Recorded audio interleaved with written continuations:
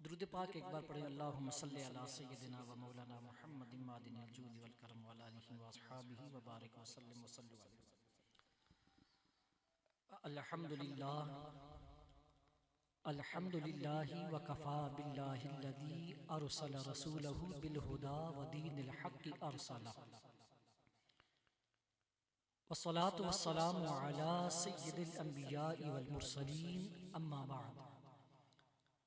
फ़अऊज़ु बिल्लाहि मिनश शैतानिर रजीम। बिस्मिल्लाहिर रहमानिर रहीम। इन्ना नहनु नज़्ज़लना ज़िक्र व इन्ना लहू लहाफ़िज़ून। सदक़ल्लाहुल अज़ीम। इन्नल्लाहा व मलाइकतहु युसल्लूना अलन नबी या अय्युहल्लज़ीना आमनू सल्लू अलैहि व सल्लिमू तस्लीमा। अस्सलातु वस्सलामु अलैका या सय्यदी या रसूलल्लाह व अला आलिका व अस्हाबिका या हबीबल्लाह। अस्सलातु वस्सलामु अलैका या सय्यदी या नबियल्लाह व अला आलिका व अस्हाबिका या नूरल्लाह। वाह क्या जूदो करम है शह बतहा तेरा, वाह क्या जूदो करम है शह बतहा तेरा, नहीं सुनता ही नहीं मांगने वाला तेरा। और मैं तो मालिक ही कहूँगा, मैं तो मालिक ही कहूँगा कि हो मालिक के हबीब यानी महबूब व मुहिब्बे नहीं मेरा तेरा। और मेरे बरेली के ताजदार फरमाते हैं कि तेरी सरकार में लाता है रजा उसको शफी, तेरी सरकार में लाता है रजा उसको शफी जो मेरा गौस है और लाडला बेटा तेरा। और एक मकाम पे मेरे बरेली के ताजदार सैयदी आला हज़रत रहमतुल्लाहि ताला अलैह फरमाते हैं कि ए रजा खुद साहिब कुरान है मद्दाह। और हमारे आज के बयान का मौजू भी अज़मत कुरान है, क्योंकि स्वीडन वाले कुरान पाक को जलाकर समझते हैं कि हमारे दिलों से कुरान की अहमियत और कुरान की बरकत को निकाल देंगे। तो सुन लो कि मेरे बरेली के ताजदार कितना प्यारा फरमान देते हैं कि ए रज़ा खुद साहिब कुरान है मद्दाह है हुजूर, और तुझसे कब मुमकिन है फिर मिदहत रसूल। बाद हम्द सना। हाज़रीन सामाईन, पारा नंबर 14 सूरह हिजर की आयत नंबर 9 आप हजरात के सामने तिलावत फरमाई। मेरा रब ऐलान फरमाता है इन्ना नहनु नज़्ज़लना ज़िक्र व इन्ना लहू लहाफ़िज़ून। मेरा रब ऐलान फरमाता है कि बेशक हमने ही कुरान को उतारा और हम ही इसकी हिफाजत करने वाले हैं। और इसकी हिफाजत कैसी रब ताला ने फरमाई? हजरत यहया बिन अक़सम रहमतुल्लाहि ताला अलैह फरमाते हैं कि मामून रशीद बादशाह के पास एक यहूदी आया और उसने आकर बादशाह से बड़े ही अदब के साथ प्यार और मोहब्बत वाली गुफ्तगू की। उसकी गुफ्तगू को सुनकर बादशाह मामून रशीद मुतासिर हुआ और फौरन उसे इस्लाम की दावत पेश कर दी। हमारे मुसलमानों के बादशाह इतने अजीम हुआ करते थे कि मौका जाया नहीं करते थे कि फौरन इस्लाम की दावत पेश कर दिया करते थे। आज तो हालत यह है कि हमारे हुक्मरानों को अगर कलमा तय्यबा पढ़ना का बोल दिया जाए तो नहीं पढ़ना आता, अगर उन्हें खत्म नबूवत पढ़ने का बोला जाए तो वो नहीं पढ़ सकते। किसी बादशाह वक्त को, किसी हमारे वजीर को अगर कहा जाए कि सूरह इखलास की तिलावत करो तो वो सूरह इखलास की तिलावत पे टूट फूट कर गलत अंदाज में करता है। मगर हमारे मुसलमानों के बादशाह की हालत देखिए कि खलीफा मामून रशीद ने फौरन इस्लाम की दावत पेश कर दी। उस यहूदी ने इस्लाम की दावत को रद्द किया, कहा कि हुजूर फिल वक्त में मुसलमान नहीं हो सकता। चला गया, कुछ अरसे के बाद आया। जब दोबारा 1 साल के बाद आया तो मामून रशीद ने देखा कि वो मुसलमान हो चुका है।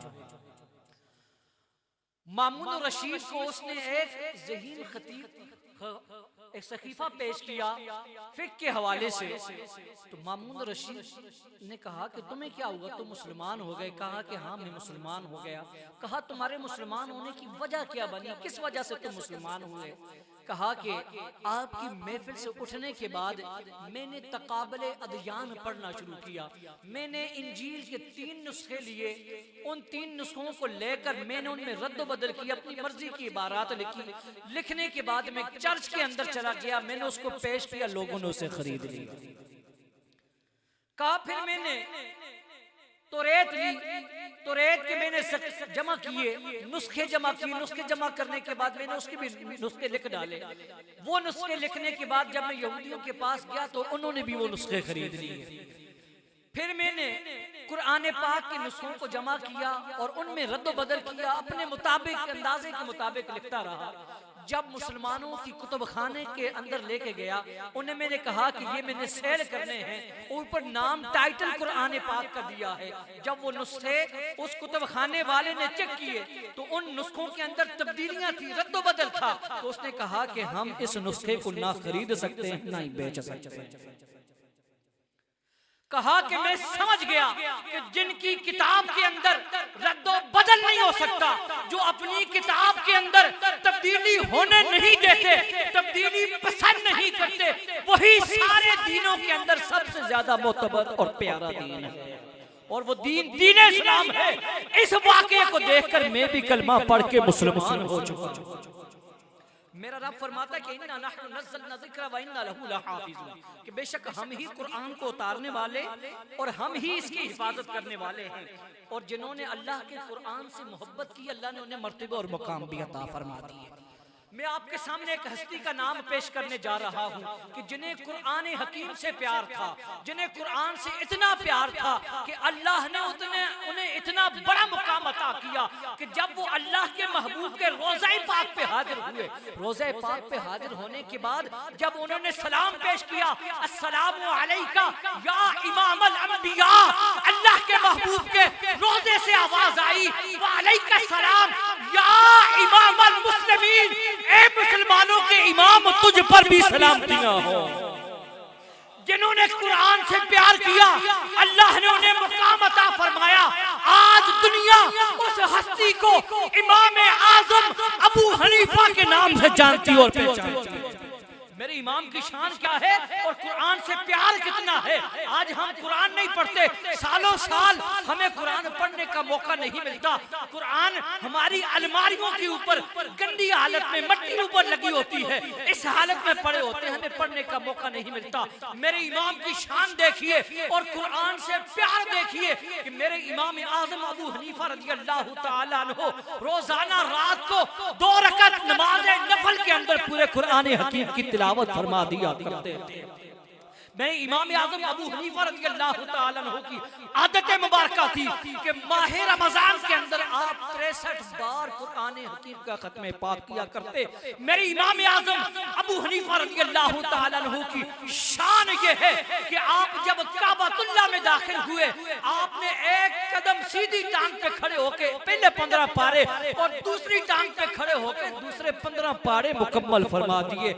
आपकी शान ये है कि आपका जिस हुजरे के अंदर आपका जहां पे कब्र पाक बनी है, वहां पर बैठकर आपने 70,000 बार अल्लाह के कुरान पाक का खत्म पाक किया। इसी वजह से दुनिया आपको इतना बड़ा इमाम जानती और पहचानती है। आज इमाम शाफई रहमतुल्लाह ताला अलैह का उर्स मुबारक का दिन है कि 4 रजबुल मुरज्जब मुसलमानों के इमाम शाफई रहमतुल्लाह ताला अलैह का उर्स मुबारक का दिन है। आज उनके उर्स मुबारक के हवाले से और आपको कुरान की अजमत के हवाले से एक बात बताता चलूं। इमाम शाफई रहमतुल्लाह ताला अलैह की बारगाह में भी हाजिरी हो जाए। इमाम शाफई इतने बड़े बुजुर्ग, आप जब भी इमाम आजम अबू हनीफा रज़ियल्लाहु ताला अन्हु के मज़ार पुरअनवार पर जब भी हाजिरी दिया करते, आपका हुक्म यह है कि आप नमाज में रफ़ा यदैन करके नमाज पढ़ते हैं। मगर जब भी इमाम आजम के मज़ार पे आते हैं, आप रफ़ा यदैन को तर्क कर देते हैं। आपके शागिर्दों ने आपसे पूछा कि इमाम साहब, आपका हुक्म तो यह है कि रफ़ा यदैन नमाज में किया जाए, जब इमाम आजम के मजार पे आते हैं, रफ़ा यदैन छोड़ देते हैं। इमाम शाफई फरमाते हैं कि इतने बड़े इमाम नुमान बिन साबित, जिनको दुनिया इमाम आजम के नाम से जानती है, मुझे हया आती है कि इनके रोजे पे आके मैं आके रफ़ा यदैन कर दूं। इमाम शाफी रहमतुल्लाह ताला अलैह कुरान से कितना प्यार करते हैं। एक दिन आपने उस्ताद मोहतरम की दावत फरमाई, और दावत इतनी प्यारी फरमाई कि अपने उस्ताद के लिए 2 रोटियां रखी। आपके उस्ताद मुबारक की आदत ये थी, आपके उस्ताद कौन है? इमाम आजम के शागिर्द खास। और इमाम शाफी का मुकाम देखिए कि इमाम आजम अबू हनीफा रज़ियल्लाहु ताला अन्हु का विसाल हुआ। जैसे ही आपका विसाल हुआ और इमाम शाफी रहमतुल्लाह ताला अलैह की विलादत हुई, एक मुजद्दद दुनिया से गया, दूसरा दुनिया के अंदर। इमाम शाफी रहमतुल्लाह ताला अलैह 150 हिजरी के अंदर आपकी विलादत हुई, और मेरे इमाम आजम अबू हनीफा रज़ियल्लाहु ताला अन्हु की 150 हिजरी में विसाल हुआ। इमाम शाफी ने अपने उस्ताद मोहतरम की दावत फरमाई। दावत में आपने 2 रोटियां रखी। आपके उस्ताद की आदत मुबारक थी कि आधी रोटी खाते। मुस्तफ़ाई साहब के जो लोग खाना ज़्यादा खाते हैं, रात को अल्लाह की इबादत नहीं कर सकते, इमाम शाफी अपने उस्ताद को देखा करते कि रात को आधी रोटी खाते, और आधी रोटी खाने के बाद पूरी रात अल्लाह की इबादत किया करते थे। और इमाम मोहम्मद की ये आदत मुबारक थी कि रात को पूरे कुरान हकीम की जब तक तिलावत मुकम्मल ना हो जाती, आप सुकून से बैठा ना करते थे। इमाम शाफी रहमतुल्लाह ताला अलैह ने दावत में 2 रोटी रखी। इमाम मोहम्मद दोनों रोटियां खा गए। दोनों रोटियां खाने के बाद इमाम शाफी बड़े परेशान हुए कि जब बंदा खाना ज्यादा खा लेता है, इबादत में खलल पड़ता है। पूरी रात इमाम शाफी ने बेकरारी के अंदर गुजार दी। जब सुबह का वक्त हुआ, हुजरे में दाखिल हुए, कहा उस्ताद साहब मुझे माफ कर दे, ज्यादा खाना दिया, ज्यादा खाने की वजह से आपको नींद आ चुकी होगी, अल्लाह की इबादत न कर सके होंगे। सुनो इमाम मोहम्मद कितना प्यारा जुमला इरशाद फरमाते हैं कि मुझे ये तो बताओ ना कि खाना किसने बनाया है। इमाम शाफी फरमाते हैं कि उस्ताद साहब बताइए वजह क्या है। कहा पहले ये तो बताओ खाना बनाया किसने है, और खाना बनाने का अंदाज कितना है। अल्लाह अकबर, अल्लाह कुरान वालों की कितनी इज्जतें दुनिया में देता है, मेरा रब कुरान वालों से कितना प्यार करता है। इमाम शाफी रहमतुल्लाह ताला अलैह फरमाते हैं कि मेरे उस्ताद मोहतरम ने कहा कि बताओ खाना बनाने का अंदाज क्या है और खाना किसने बनाया है। आज पूरी रात ऐसी गुजरी है कि एक लम्हे के लिए मुझे ना ऊँग आई है, ना नींद आई है, पुरसुकून होकर खुशबू खुशबू के साथ अल्लाह की इबादत की है। बताओ तो सही खाना कौन बनाता है? इमाम शाफी रहमतुल्लाह ताला अलैह। अल्लाहु अकबर, जरा दिल पे हाथ रख के ये जुमले सुनो। इमाम शाफी कितने प्यारे जुमले इरशाद फरमाते हैं। इमाम शाफी फरमाते हैं कि मेरी 2 बच्चियां हैं, दोनों बच्चियां हाफिज़े कुरान हैं। वो जब बर्तन में खाना आटा निकालती हैं, अल्लाह के कुरान की तिलावत करती हैं। जब वो आटा गूंदने लगती हैं, अल्लाह के कुरान की तिलावत करती हैं। जब वो रोटी बनाने लगती हैं, तब भी अल्लाह के कुरान की तिलावत करती हैं। जब वो सालन बनाती हैं, तब भी अल्लाह के कुरान की तिलावत करती हैं। इमाम मोहम्मद कहने लगे अल्लाह की इज्जत की कसम है कि इस कुरान की बरकत है, अल्लाह ने इस रोटी में इतनी बरकत अता फरमाई है कि पूरी रात खुशू के साथ अल्लाह की इबादत की है। बड़ा लुत्फ आया।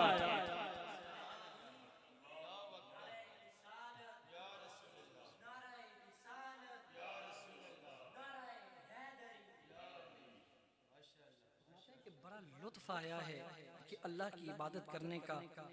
हमने खुद भी कुरान पढ़ना है।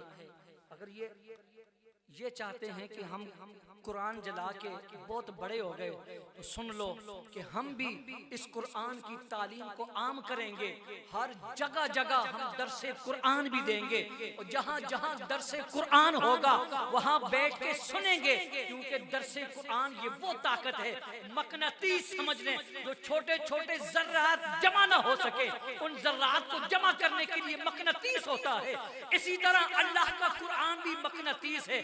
देखें ज़माने जहलियत के अंदर भी सलीमुल कल्ब लोग मौजूद थे कि जो ये कहते थे कि हम किसी को सजदा नहीं करेंगे। मैं खलीफा अव्वल बिला फसल, खलीफा अव्वल अमीरुल मोमिनीन हजरत अबू बकर सिद्दीक रज़ियल्लाहु ताला अन्हु की बात करूंगा कि आपने ज़माने जहलियत में भी ना कभी किसी बुत के आगे सजदा किया है और ना ही कभी आपने पूरी जिंदगी के अंदर कभी जिना किया है। हजरत उमर फारूक रज़ियल्लाहु ताला अन्हु के बहनोई के वालिद मोहतरम, उनके बहनोई अशरा मुबशरा के अंदर शामिल है, उनके वालिद मोहतरम ज़माने जहलियत में भी इस बात का ऐलान करते थे। काबातुल्लाह में जाते गिलाफ काबा को पकड़ पकड़ के कहते थे, ए काबातुल्लाह के मालिक, मैं किसी बुत के आगे सजदा नहीं करना चाहता, मुझे कोई रास्ता दिखा दे, मैं वहां पे सजदा किया करूं। ज़माने जहलियत में भी ऐसे लोग मौजूद थे जो कलीमुल सलीमुल कल्ब लोग थे, सलीमुल अकल लोग थे, जो ये चाहते थे कि हमें हिदायत मिल सके। अल्लाह का कुरान हमारे पास हिदायत है। अल्लाह ने फरमाया कि हमने अपने महबूब पर हिदायत वाली किताब को नाजिल फरमाया है और ये हिदायत वाली किताब है। इस कुरान की बरकतें क्या हैं कि जो इस कुरान को पढ़ता है अल्लाह उसे बरकतें अता फरमाता है। हमने खुद भी कुरान पढ़ना है और अपनी बच्चियों को भी कुरान पढ़ाना भी है, बच्चियों को हाफिज़े कुरान भी बनाना है। ये बात याद रखें कि जिनकी माएँ कुरान पढ़ने वाली होती हैं अल्लाह उनकी औलादों को बरकतें अता फरमा देता है। किस तरह हमारे पीराने पीर शेख अब्दुल कादिर जिलानी रज़ियल्लाहु ताला अन्हु की वालिदा माजिदा 15 पारों की हाफिजा थी। आप जब दुनिया के अंदर आए यकम रमजानुल मुबारक को पैदा होते ही आपने रोजा रख लिया। जब आपकी रस्म बिस्मिल्लाह होने लगी, कारी साहब ने कहा कि बेटा पढ़िए बिस्मिल्लाहिर्रहमानिर्रहीम। मेरे गौसे पाक रज़ियल्लाहु ताला अन्हु ने पढ़ना शुरू किया बिस्मिल्लाहिर्रहमानिर्रहीम। आपने सूरह फातिहा को शुरू किया, पहला पारा यहाँ तक पढ़ते पढ़ते 14 पारे पढ़ के सुना दिए। उस्ताद कहता है बेटा कहां से पढ़ के आए?